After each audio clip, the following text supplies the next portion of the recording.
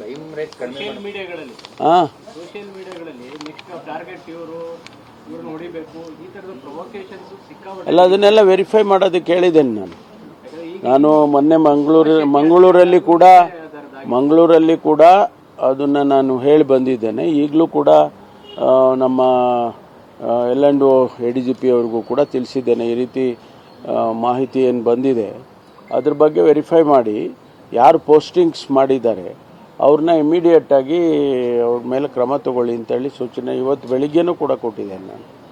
ಈಗ ಅವ್ರನ್ನ rowdy sheeter ಅಂತ ಕರೆದಿದ್ದಕ್ಕೆ ಕೆಲವರು ಸೋಷಿಯಲ್ ಮೀಡಿಯಾಗಳಲ್ಲಿ ನ್ಯೂಸ್ ಆ್ಯಂಕರ್ಸ್ಗಳನ್ನೆಲ್ಲ ಕೆಟ್ಟದಾಗ ಬೈದು ಪೋಸ್ಟ್ ಮಾಡೋದು ಈ ಥರ ತುಂಬ ನಡೀತಾ ಇದೆ. ಅಂದರೆ ಸತ್ಯ ಹೇಳಿದ್ದು ಕೂಡ ತಪ್ಪು ಅನ್ನೋ ಥರ ಅರ್ಥ ಇದೆ. ಕಾಂಗ್ರೆಸ್ ನಾಯಕರ ಮೇಲೂ FIR-ಗಳಾಗಿದ್ದಾವೆ. ಹಾಗಿದ್ರೆ ಅವ್ರನ್ನೂ ಕೂಡ ರೌಡಿ ಶೀಟರ್ ಕರಿಬಹುದಾ ಅಂತ.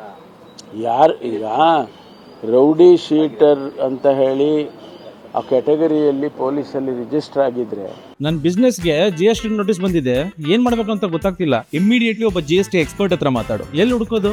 ಬಾಸ್ವಾಲಾ. Be the boss. ಅವ್ರನ್ನ ಕರಿಬೋದಲ್ಲ. ಅವ್ರನ್ನ ಕರೆಯೋದು ಯಾವ ಪಾರ್ಟಿಗಾದರೂ ಇರಲಿ, ಅವ್ರ ಮೇಲೆ ಕೇಸಸ್ ಇದ್ದು ಆ ಸೆಕ್ಷನ್ ಇದ್ದರೆ, ರೌಡಿ ಶೀಟರ್ ಸೆಕ್ಷನ್ ಇದ್ದರೆ ಕರಿಬೋದು. ಯಾರನ್ನ ಬೇಕಾದ್ರೂ ಕರಿಬೋದು. ಕಾನೂನೇ ಕರೀತಾ ಇದೆ ಅಂದಾಗ ನೀವು ಕರೆಯೋಕ್ಕೇನಿದೆ? ಪಾಕಿಸ್ತಾನ ಪ್ರಜೆಗಳ ಬಗ್ಗೆ ಸ್ಪಷ್ಟತೆ ಕೊಡ್ತಾ ಇಲ್ಲ ರಾಜ್ಯ ಸರ್ಕಾರ ಅಂತ BJP ಆರೋಪ. ಎಷ್ಟು ಜನ ಇದ್ದಾರೆ, ಎಷ್ಟು ಜನ ವಾಪಸ್ ಕಳಿಸಿದ್ದಾರೆ? ನೋಡಿ, ಇಡೀ ದೇಶದಲ್ಲಿ ಈಗಾಗಲೇ 600-700 ಆಗಿದೆ. ಈಗ ನಾವು ವೆರಿಫೈ ಮಾಡಿ ಕಳಿಸ್ತಾ ಇದ್ದೀವಿ. ಲಾಸ್ಟ್ ಡೇಟ್ ಇತ್ತು, ಅದನ್ನು ಎಕ್ಸ್ಟೆಂಡ್ ಮಾಡಿ ಕಳಿಸ್ತಾರೆ. ಈಗೇನೋ ಒಂದು 6-7 ಜನ ಅಂತ ಹೇಳ್ತಿದ್ದಾರೆ, ಅಂದರೆ ಅಧಿಕೃತವಾಗಿ.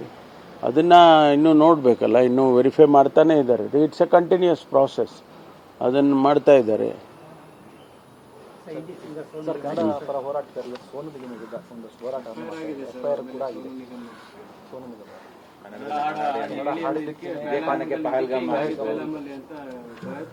ಯಾವುದೋ ಲಿಂಕ್ ಮಾಡಿ ಮಾತಾಡ್ತಾರೆ ಸರ್ ಅವರು.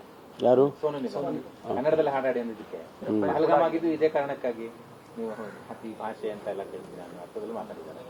ಕನ್ನಡಿಗರನ್ನ ಒಂದಿದ್ದಕ್ಕೆ ಅನುಮಾನ, ಅವಮಾನ. ಪೊಲೀಸ್ನವರು ಅದಕ್ಕೆ ಕ್ರಮ ತಗೊಳ್ತಾರೆ, ಸೂಕ್ತವಾದಂಥ ಕ್ರಮ.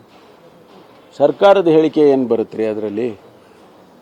ನಾನು ಹೇಳೋದು ಸರ್ಕಾರದ ಹೇಳಿಕೆ ಅಲ್ವಾ? ಸರ್ಕಾರದ ಹೇಳಿಕೆ ಏನು ಬರುತ್ತೆ ಅದರಲ್ಲಿ? ಪೊಲೀಸ್ನವರು, ಆ ಸ್ಥಳೀಯ ಪೊಲೀಸರು ಕ್ರಮ ತಗೊಳ್ತಾರೆ ಅದಕ್ಕೆ.